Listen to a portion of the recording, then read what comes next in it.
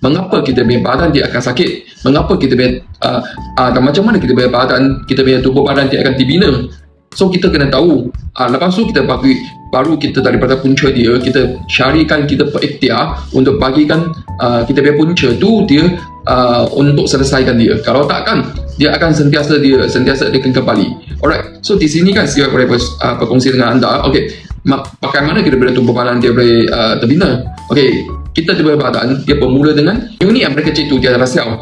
Sel ini lepas tu dia akan terkumpul dan dia akan membina. Lepas tu dia akan buatkan tisu. Lepas tisu dia akan buatkan organ. Lepas organ dia akan jadi sistem. Lepas tu dia akan jadi kita punya tubuh badan.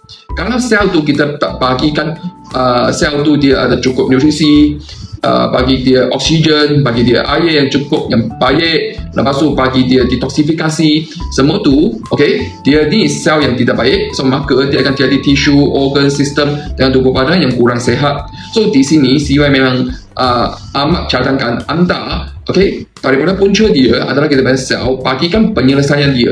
Ini adalah satu punca akar untuk penyelesaian tu. Kalau takkan you makan ubat, dia bertekam. You tak makan, dia akan balik-balik. So ini sangat bergantung dengan kita punya ilmu. Untuk info lanjutnya, sila anda tekan yang bawah contact us untuk contact dengan CY dan isikan pertanyaan anda. Dan kalau anda sukakan video ni, sila like, share dan komenkan video ni. Dan jangan lupa savekan video ni untuk anda tengok balik. Dan jangan lupa sila follow dengan CY.